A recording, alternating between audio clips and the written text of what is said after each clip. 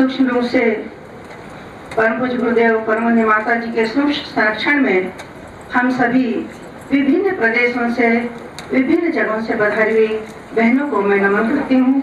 साथ ही हमारी वंदनीय माता जी के रूप में हमारी भाभी माँ, जिन्होंने कल मेरा यहाँ जन्मदिन मनाया और मुझे आशीर्वाद दिया कि बेटा, गुरुदेव की तपोभूमि में ऐसे ही किसी का भी जन्मदिन नहीं मनता है।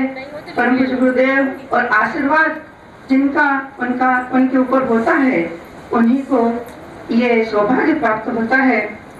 साथ ही गुरुदेव की पीड़ा जानने वाली हमारी परम आदरणीय वंदना दीदी, जिनके हृदय में परम पूज्य गुरुदेव की पीड़ा हम 3 दिनों से लगातार देख रहे हैं।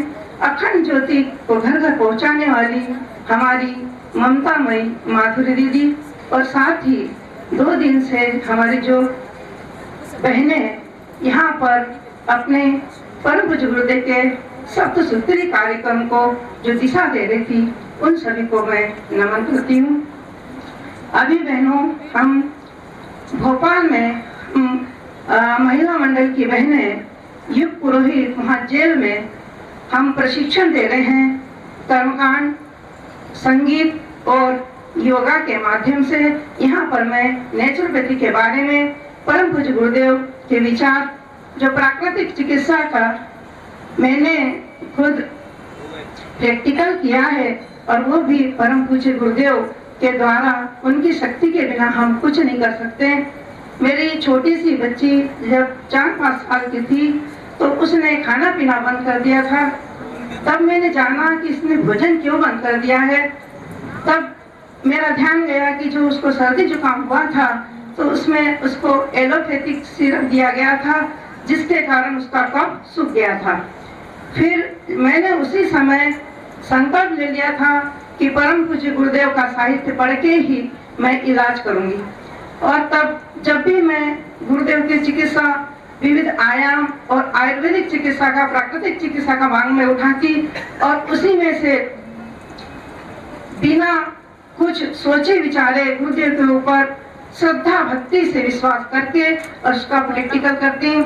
बहनों, मैंने तुलसी जी के पत्ते और जो चोकर रहता है और मुलेठी, इसका काढ़ा बना के 3 दिन लगातार बिटिया को पिलाया, और फिर उसका जो चिपका हुआ कफ था वो तुरंत निकल गया, और उसके बाद में वो भोजन करने लगी, खाना खाने लगी।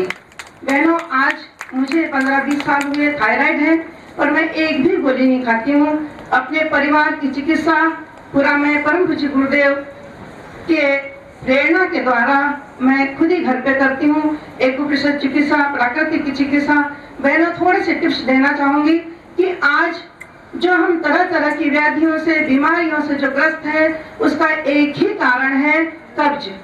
और वो हम तो कहते हैं कि हमारा पेट साफ हो जाता है डेली, पर नहीं बहनों, जो आंतों में चिपका रहता है, उसके कारण ही जब वो रक्त में प्रभावित होता है, और उसके द्वारा तरह तरह के रोग हमको होते हैं। तो बहनों, हम हमारे खाने पे सुधार करें। सर्वप्रथम हम उषापान करें। उषापान हमारी जो यूथ बेटी थी कल, उन्होंने इतना बढ़िया तरीके से बताया था कि हम चलते फिरते भी योगा कर सकते हैं। बहनों, हम अपने से ज्यादा हमारे परिवार का, हमारे समाज का, सभी का ध्यान रखते हैं, तो हमारे लिए हम वक्त नहीं निकाल पाते। किंतु बहन, हम स्वस्थ नहीं रहेंगे तो हम अपने परिवार का, अपने समाज का, राष्ट्र का कैसे उत्थान कर सकते हैं। एक प्रश्न चिन्ह हमारे सामने खड़ा हो जाता है। तो बहनों, मैं आपसे सबसे निवेदन करती हूँ कि आप सभी आज से संकल्प लेंगे कि आप सभी अपने घर जाकर अपने स्वास्थ्य का सबसे पहले ध्यान रखेंगे। और दूसरी बात बहनों, सभी को खाने पीने का शौक रहता है। मैं आपको उषापान पर ले जा रही थी। एक के बाद एक टिप्स बताऊंगी। तो उषापान करने से क्या होता है कि जो स्नायु अंदर जाता है, जब हम बिना मुंह धोए पानी पीते हैं, तो स्नायु अंदर जाता है, हमारे आदि बीमारी को समाप्त कर देता है। दूसरी बात, जब हम खाना खाते हैं तो खाना खाने के बाद 1 घंटा तक पानी न पिए। क्यों? उसके पीछे भी साइंटिफिक कारण है। क्योंकि जब हम कुछ भी खाना खाते हैं तो हमारी जीवनी शक्ति है, उसको पचाने में लग जाती है।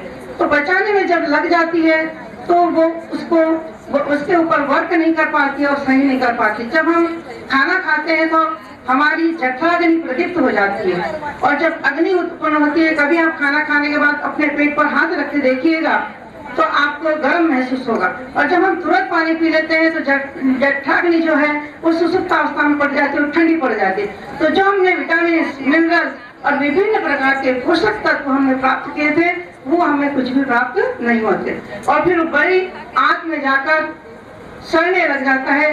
समय कम है मेरे पास में, इसलिए बहनों अब मैं यहीं पर अपने वाणी को विराम देती हूँ।